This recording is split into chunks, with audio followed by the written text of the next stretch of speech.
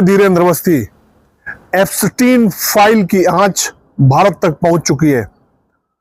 दोस्तों, ये बात हम बड़ी गंभीरता से कह रहे हैं।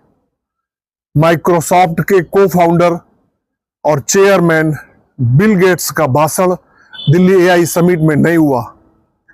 नैतिकता के आधार पर उन्होंने अपने आप को उससे अलग कर लिया क्योंकि एप्स्टीन फाइल में उनका नाम आया हुआ है।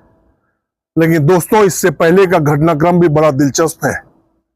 भारत की सरकार बिल गेट्स को भाषण देने से अपनी तरफ से नहीं रोक पाई।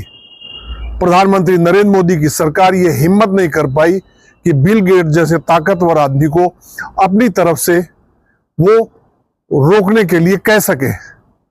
बिल गेट्स ने खुद फैसला लिया कि वो नैतिकता के आधार पर भाषण वहां नहीं देंगे।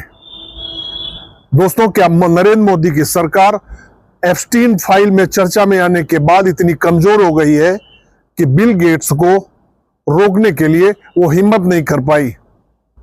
दुनिया में एप्स्टीन फाइल में नाम आने के बाद बड़े घटनाक्रम हो रहे हैं। ब्रिटेन में प्रिंस एंड्रू की गिरफ्तारी हो गई है। ब्रिटेन के प्रधानमंत्री स्टारमर की कुर्सी फंसी हुई है। लेकिन दोस्तों, सवाल इस बात का है कि भारत में प्रधानमंत्री नरेंद्र मोदी की सरकार में सन्नाटा क्यों है? यहां इस्तीफे कब होंगे? यहां वो गिरफ्तारी की नौबत कब आएगी? क्या वो होगी भी या नहीं होगी?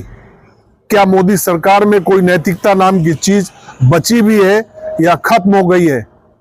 वैसे तो इस सरकार का पिछले 11 साल का इतिहास ये बताता है कि मोदी सरकार में नैतिकता नाम की कोई चीज है नहीं।